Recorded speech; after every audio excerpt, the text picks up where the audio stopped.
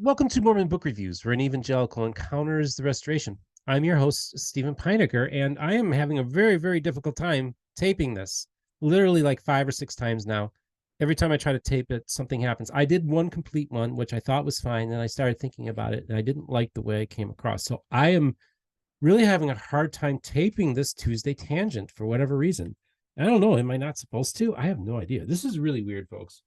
But I'm going to try. I'm going to plow through and try to have this conversation. I want to talk about Tim Ballard, but before we do that, I kind of want to do like a little channel update, comings and goings on here at Mormon Book Reviews, update you on a few things, and then I want to address Tim Ballard's situation because I am talking to people very close to him, and I want to just update you on this whole situation.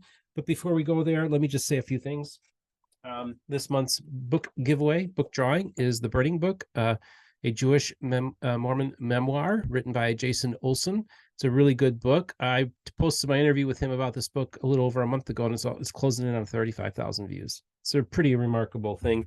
So they are very kind to send me an extra copy to give away to my audience. By the way, I do plan on doing a Tuesday Tangent where I do a series of book drawings. I am a few months behind on that, and I apologize for the inconvenience. I've just been super busy, like traveling to things like the John Whitmer Historical Association, as well as Sunstone and MHA.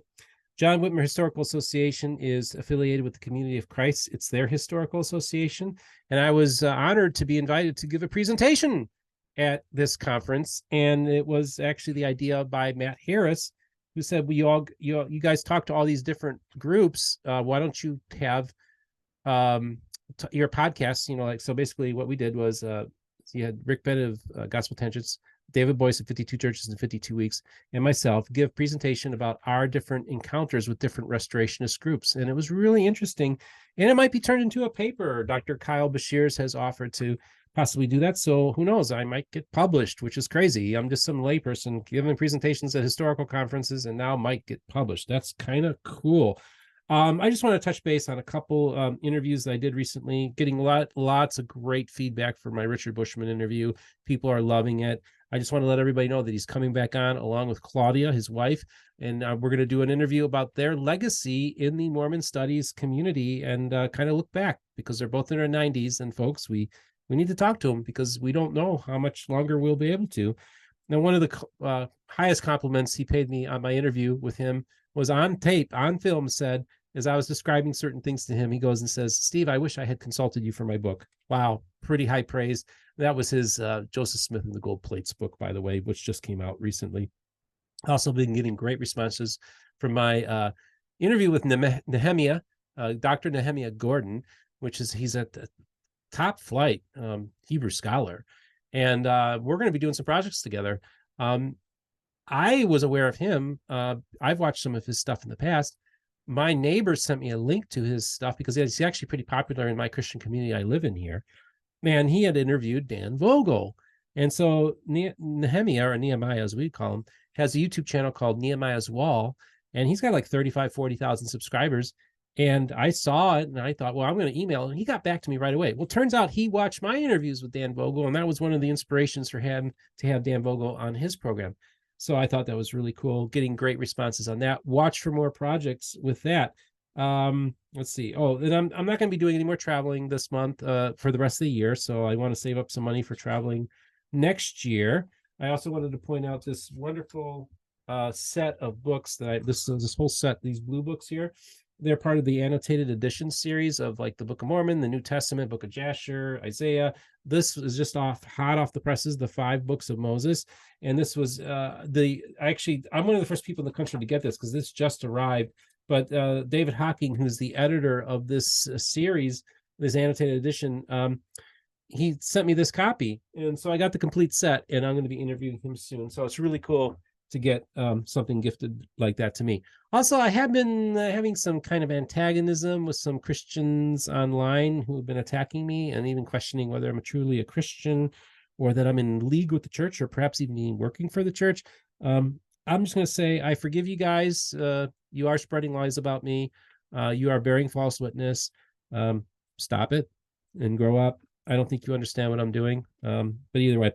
So this, okay, I don't know why I've been having a very difficult time filming this. It's now 5:43 p.m. here on the Eastern time zone. I literally have to have this posted at 6. I have made 5 attempts to tape this, and it's crazy. So I just wanted to tell you, Tim Ballard, a very close friend to Tim Ballard, and I had a conversation today.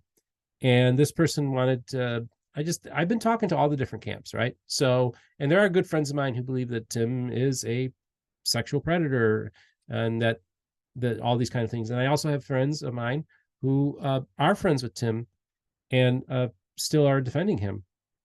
I want to point out that this person, and just so you know, the reason why I'm even talking about Tim Ballard is because he's huge in the evangelical world. I mean, I see bumper stickers dealing with his stuff on cars here at the community I live in. He's an evangelical folk hero, which I've brought up in previous episodes.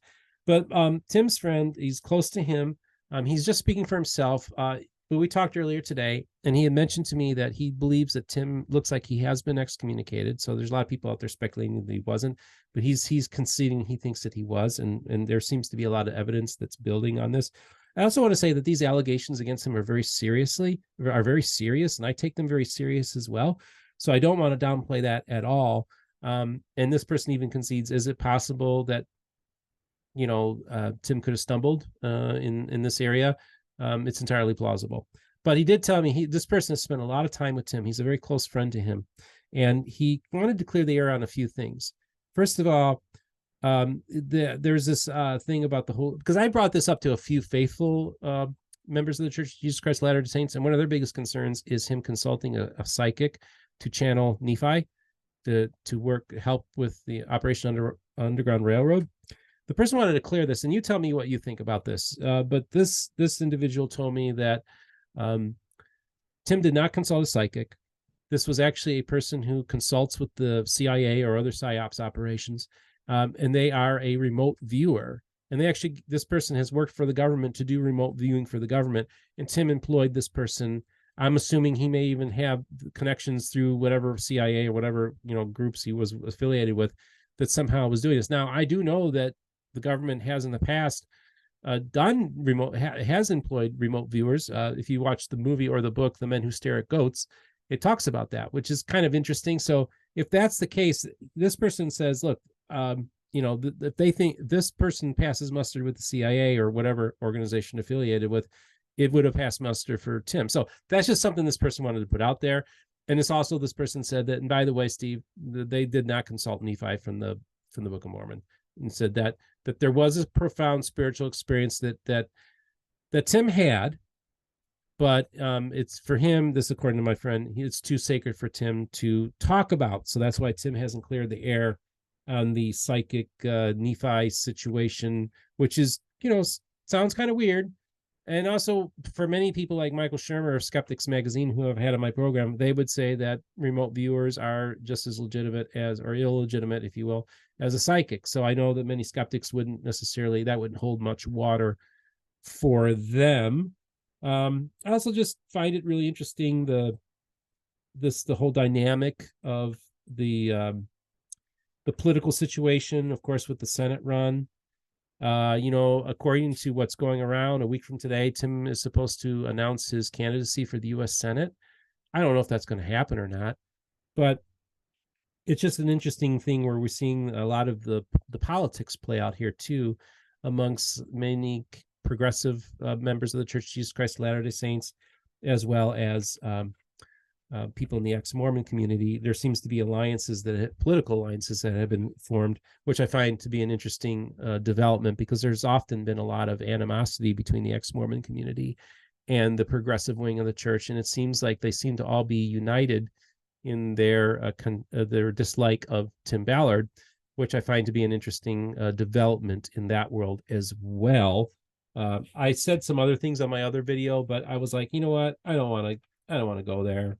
I think that's the reason why I've been having trouble filming this. I think I maybe came with this with the wrong spirit, but I feel like the main thing I want to do here is just say this.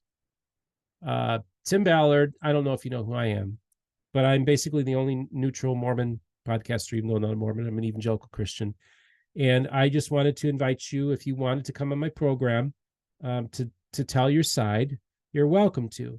Now, I've watched a lot of the stuff, that RFM and Kara's putting out. And then John Devlin, of course, has been on top of this for a long time, as well as, of course, Rebecca and Landon over at Mormonish. I've been kind of keeping tabs. I'm not watching everything, but I just wanted to offer to Tim, if he wants to come on this program and address all these accusations. And again, I just want to make it clear, these allegations against him are very serious, and I take them very serious as well. And I do also want to clarify here too, that if I do have Tim Ballard on, or people who want to come on to defend him who are close or in his orbit, I'll let you come on and give your side, but I may also have critics come on too to respond. But this is the only neutral place, safe space. Now, some people have criticized me saying you shouldn't give him a platform. And my whole point is, well, one, he already has a platform, his own. If he wanted to go on Joe Rogan tomorrow, he certainly could, right? So this isn't anything. I'm not offering him giving him a platform. He already has it. But I want to give him a place that he can come and talk, and also answer the tough questions too. But I'm not going to be doing this in a gotcha way. I literally want Tim to be able to tell his side of the story. And I also want to hear from other people. I've invited people close to him, just so you know. I put feelers out. I'm in touch indirectly, in touch with his people, but the person I'm talking to is not hearing back from them. So they seem to be deliberate and not trying. They're quiet. But Tim, if you want to come on, you're invited to come on my program to give your side. I know I'm not a huge channel or anything like that, but I'm part of the conversation. And, there's a lot of serious allegations have been thrown out your way. And one of the main reasons I haven't jumped on this whole thing is because I know a lot of people who do vouch for you, who are close to you. I've known about you for a very, very long time. I've been probably following you for 10 plus years. And I do feel like there's some things throughout the years that I've heard or seen that kind of were like red flags for me. But I've also then taken these concerns to other people, and they vouch for you, Tim. And so I have to take, yes, all the information that's out there that I'm hearing, I have to weigh that. But then I also I am talking to people that are close to Tim, and I have to take into account what they're saying, because these are people who actually know Tim and are very close to him. And so I want to be fair with that. So I've been neutral on this whole thing. And so I just want to say, Tim, if you want to come on, you're welcome to. And I understand why people might be critical of me having him on for a variety of reasons. And I get that. But I just feel like I don't want to make this about, getting a bunch of views or anything like that. I just want to, that if Tim wants to come on to talk and give his side, he's welcome to. So you're invited, Tim Ballard. We'll see. I don't know. This has been a really, really weird day. Like really strange. Like I don't know why. This is like my 5th or 6th time. I'm probably gonna have to release this video late just because there were just so many hitches. I do feel like now I feel okay now with this one. So I think this is the one that I'm going to be releasing. And you tell me, audience, what do you think? What do you think of the whole Tim Ballard situation? I hear from a lot of faithful people who say that it's not true, that he wasn't excommunicated. It seems to me people close to him, close enough to believe that he was excommunicated, but also they're trying to clear the air, saying, well, this whole Nephi psychic thing.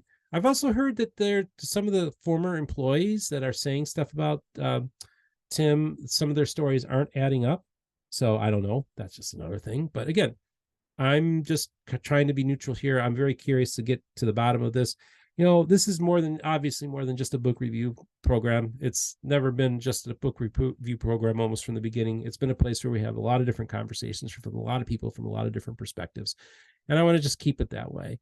And, man, this is the whole thing too. I'm wearing this Jesus shirt for a reason, because I think it's also important that we kind of remember, for those of us who are believers, we need to put Jesus at the center of our endeavors as well, and not maybe get caught up in a lot of these things too. But those of you who aren't believers, who don't believe in God, hey, I respect where you're coming from as well, because I was an atheist for a very long time. And so I understand your perspective too. But this is the key thing. It really doesn't matter if you believe in God or not. What really matters is the truth. And that's what we want to get down to. And if there are people who feel that there are things that are untruthful that are being said about Tim, if you're closely attached to Tim, maybe I'll have you on. I don't know. I also want to open the door there that critics could also come on this program too. People who might want to respond to Tim are also welcome to come on this program too. So don't forget the merch store, MormonBookReviews.com. We've got hot chocolate mugs, we got mouse pads, a lot of different cool things like this hat. And you can go to our website, MormonBookReviews.com, to check out the merch store for the channel. Also, don't forget, for those of you who like to financially support the channel on Patreon, Venmo, as well as PayPal, we'll have links in the description there. So this video is going to be released a little late today, folks. For whatever reason, I was prevented from doing the others. And the first one I taped, at first I thought I liked, but then I realized, no, I don't think I liked that one. So it's just kind of been one of those weird days. This one seemed to go without a hitch, I think. I don't know. You tell me. I want to tell you, I really do appreciate all of you. I've got some great interviews lined up. We are working on so many different things, folks. Behind the scenes, it's incredible the things that are happening and the people that I'm talking to, and even news stories that will be developing down the road as well. It is a very exciting time here at Mormon Book Reviews. I really do appreciate all of you who have been supporting me, both financially or those of you who are subscribers to my channel. I really do appreciate the channel's doing really, really well, continues to grow. We're closing in on 6,000 subscribers. I hope to be at 10,000 subscribers by sometime by next year. We're going to be at 1 million views probably by the end of the year as well. So very exciting times. And let's just remember, we all are fellow image bearers, and that was one of the things that God told me early on. So even though if you don't like Tim, or you do like Tim, he is an image bearer, and we also have to remember that he does have a family. He has a wife and he has children, and they are also kind of casualties of this as well. Whether these are unfair attacks or Tim did it to himself, right? Maybe he did. Either way, we do have to recognize that there are family members and that his wife and children. Let's keep them in their prayers too, because I just feel really bad for them being kind of victims in this whole thing as well. And just remember, the most important thing is this: remember, all the voices of the restoration will be heard here on Mormon Book Reviews.